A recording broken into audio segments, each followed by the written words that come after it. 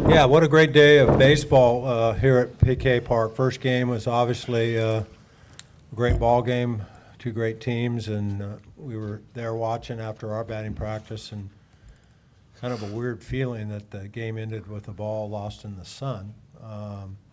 But nonetheless, we're elated that we were able to come through and find a way to win that one, and I think the way we won that one is the way we've won a lot of games with this particular core group of guys. Grind in there, Sunset Sen was as advertised. He was tremendous. We didn't square very many balls off him up, and then a walk and a hit batter, and Mr. Healy comes through once again, and Clevenger gets a vulture win, and Jimmy gets a save. It's pretty much Groundhog's Day. So we feel very fortunate that we're in the winner's bracket and looking forward to competing with Rice tomorrow. Ryan, go through the at-bat. What did you see from him in your preview? Well, I guess he was a reliever, so you hadn't seen him before. What were you looking for when you went in there? Well, I was kind of surprised. I saw him throw a lot of fastballs to Aaron Payne's runner in scoring position. So I kind of took that into account. My first swing, I don't know if you guys saw it, but it wasn't the prettiest swing that I've taken in my lifetime. So fouled a ball back, and I felt like I saw it better. Threw a ball, and then he made a mistake with the fastball, kind of middle in. I was able to get a good swing off on it, but I was really paying attention when Aaron was hitting to a lot of fastballs, and I saw him hit Payne with a breaking ball. So I had a feeling he wasn't very confident with that pitch, so kind of limited him down to one pitch. Is that the best feeling in the world? Oh, yeah. You know, it's kind of walking into second base. You kind of sit there and watch it all happen, and you don't hear much, but you can see everyone jumping around. So it was pretty surreal, so it's a good feeling. Jake, how do you feel out there today? I felt I felt pretty good. I think I settled in as the game went on and got a little better. Left the pitch over the plate early on in the game. The guy was supposed to be in. He put a good swing on it and hit it right back up the middle. And I was thinking when we were sitting in the dugout and it was 2-1 and we had like one hit, and I was like, man, this game, if it ends up being 2-1, and this game should have been like, it could be a 20-inning game because, you know, I left that ball over the plate and it was frustrating. I was kicking myself for it, but yeah, like I said, I think I settled in, and we caught a lot more using the inner half a lot more throughout the game with the right-handers, and I was able to get the ball in late in the game, and you know, it ended up being a big pitch for me where it wasn't so good in the beginning of the game. So yeah, I mean, I felt great, and it was a good confidence builder for me to go out there and have a big outing, you know, in a big game for us where we, you know, really needed me to keep us close in the game with, you know, that guy pitching, and you know, he was great. You know, everyone I talked to said he was amazing. So I knew I needed to keep it close, and you know, I was happy for myself and for my team that we were able to pull that one out. How did you settle down after that one inning you gave 3 hits? What's that? How did you settle down after you gave 3 hits in the 1 inning run? Seemed like Well, kind of I mean, that 4-hitter was pretty tough to get out. I mean, me and him were joking around in the dugout in one of the innings before he came up to lead off. We're like, you know, what are we going to do now? And he kind of laughed at me for a little, and then he's like, we're going to throw a fastball, and we're going to put JJ right behind you. And I was like, all right.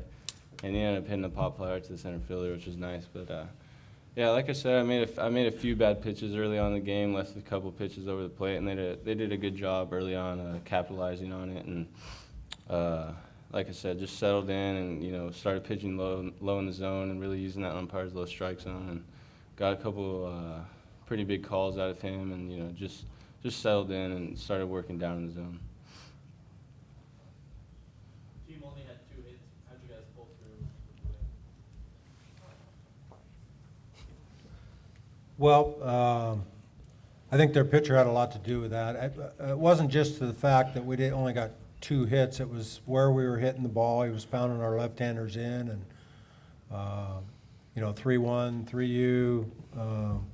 Actually, a critical error by the first baseman on Hoffman's gave us a run, and essentially we were very fortunate that he didn't throw more strikes, because if he doesn't walk JJ and they hit Payne, then Healy's double is a non-factor. So, but that's kind of what you do in championship baseball. The Jackrabbits didn't get here because they're crummy. That was their best guy.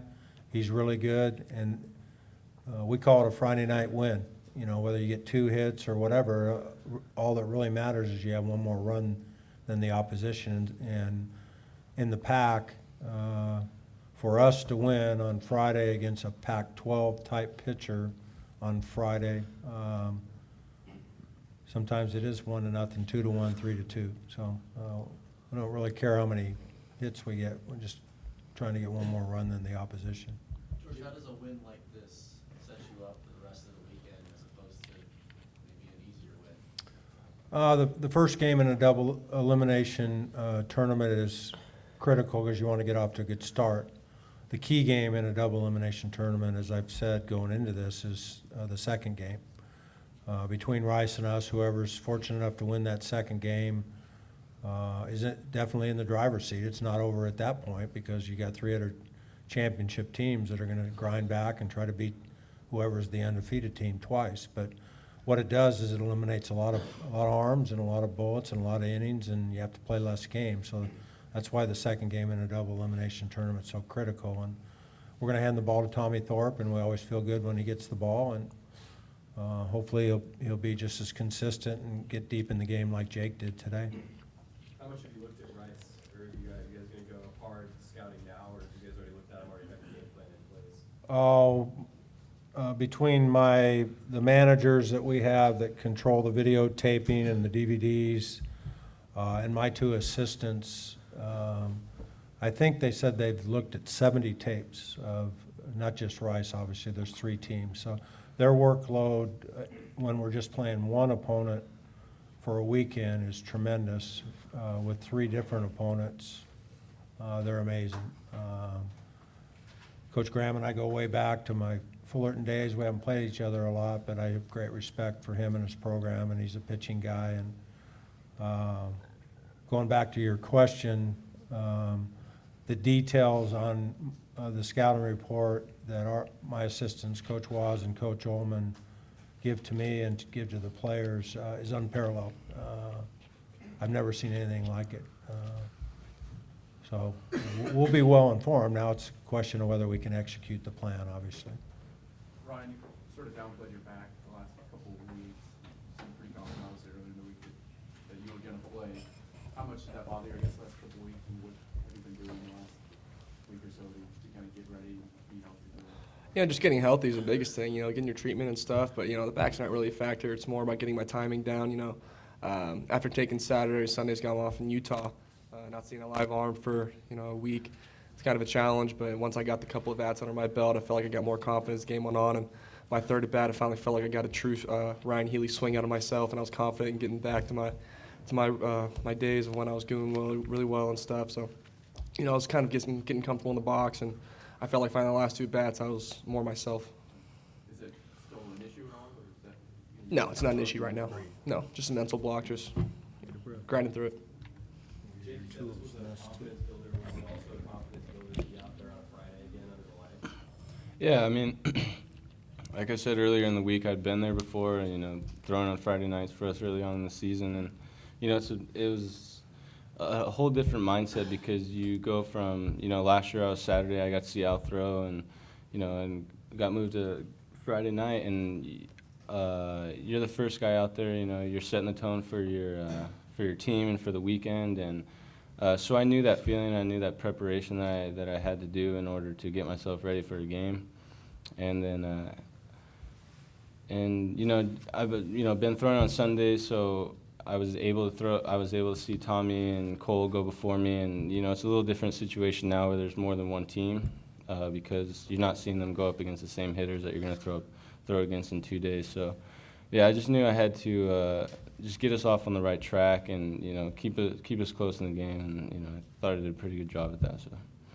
Hey, Jimmy, over here on your right. Yeah. You're used to working pretty regularly. How was it to pitch tonight after a couple of weeks since your last outing? Definitely was a different feeling. My arm felt 100%, so it was good. I really wanted to get in tonight, so just was my body just felt a lot better than it usually does. So. Any or all 3 of the players, I was just curious as to the difference in mindset, having been in the playoffs last year in super regionals and regionals and super regionals. How have you approached it differently this year, and how has your mindset changed in terms of confidence and just understanding what this stage is like? Well, we know that we can really rely on our pitching and defense the past couple of years in the playoffs, and that's been kind of something that we've, just had a lot of confidence in and has really, carried us at times, and this year we know that we have, we've had a lot more explosive offense this year, and we know that they're able to bring us back into games, and, and it's been kind of throughout the season, people picking each other up. If the staff's having a bad day, the offense, will come through in the clutch, and, when maybe the hitters aren't having their best day of the plate, or we're facing a guy like tonight, or a Pell, or, whoever we're facing, the pitching is going to be able to keep us close in the games. And, another factor that, came into play tonight was the crowd. There weren't a ton of people there, but when it really mattered, it was great to see them get on their feet and, liven up. And, it looked like the pitcher got a little bit rattled there in the last inning maybe, and, I was pumped to see them get up like that in the last inning and help us get those runs. So. Coach, you had Brett Thomas out there again today. How would you assess his performance? I think it was, I didn't watch all the swings. Coach Waz and Coach Ullman do that, and I was kind of buried looking at scouting reports with my head turned towards the field when we were in the player development area. But the report I got back from Coach Waz and Coach Ullman is they were surprised how good it felt. He had certainly, his timing had to be off, and he was a little rusty, but it sure is nice to see him in that one hole. And arguably, he's one of our big poppy kind of guys that Brett does a lot more to help us win than just his numbers. And I think everybody felt good seeing him walk up to the plate for his first at bat, and thought he fared pretty well. I haven't talked to him about those kind of things, but I think health-wise, as long as he doesn't get another flare-up of what's going on, I think his at-bats will get better and better throughout the weekend. At least I hope so. And he's one of our key guys. There's no question about it, and it was nice to have him back on the field. What's Heineman's status? Heineman was closer to playing today than we thought. It's always an educated guess, short-term, long-term. The kid's emotions get into it. I'm sure it was killing him that he couldn't play. And they have a tendency to exaggerate how good they feel when they want to play. So between Tom Embry and our professionals, Dr. Skaggs, our medical director, and us, we'll have to make an educated guess. If we play him and then he's on the shelf for a couple more weeks, then that was a stupid move. So it wouldn't surprise me that he might be good to go tomorrow, though. South Dakota State was talking about how the game plan all along was to keep the leadoff runner or leadoff batter off base for you guys. Are you confident in your offense, coach, to be able to score runs if you guys can't get that leadoff runner on? Well, I don't think that's a mystery to anybody. The first out is always the first strike, first out is always critical for any team that's trying to keep the opposition from scoring, especially in a ballpark like PK where it doesn't play small and doubles are hard to come by and home runs are hard to come by. And there's a reason that our offense is built on getting leadoff hitters on, and we execute as much as anybody in the country, I think, with the sacrifice. So the most important thing is they were able to do that. It's one thing to have a plan and one thing to be able to do it.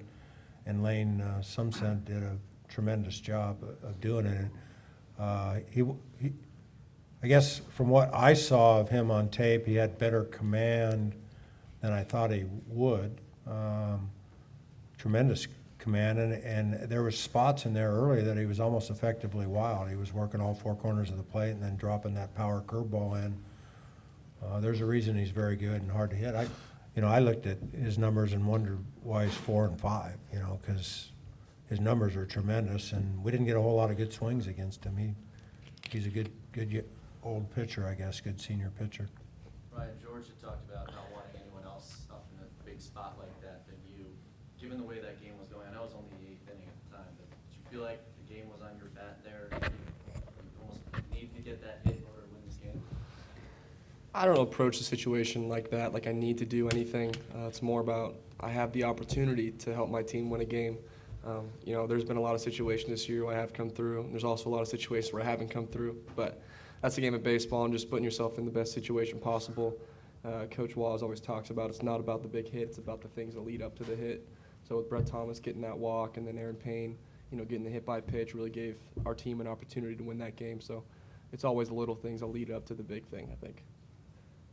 Jimmy, get your 21st save tonight. How big is it for you to get the first batter up and get a strikeout or get a quick ground out like that? How is that with your mentality as a closer? How big is that for you? I mean, getting the first guy out is obviously a huge advantage, but I mean, from last year, from my almost loading the bases every time I throw, I'm kind of used to it. If I either get him out or don't get him out, if there's bases loaded, I think I do a good job just kind of forgetting like that it's bases loaded or it's like a huge situation. So. Do you feel like it causes you to change your approach at all when you can be aggressive and get that first out? I mean, I definitely feel more confident when I struck he was a lefty, good hitting lefty. Definitely gave me more confidence that I could get that guy out. So, I mean, yeah, it definitely changes my mentality, just more confidence. Made me feel good he got him out. There was some thought, and shows you how good Jimmy is and how much confidence we have. Well, Clevenger could have gone out and got his fourth out, left versus left, and that was a consideration from myself and Coach Stiles that makes these kind of decisions. But because of the excellence of the guy sitting next to me, it became a no-brainer not to match up left and come in with our All-American closer. And that guy's a good hitter. He came into the game hitting .421 and his average went up, so he's pretty darn good.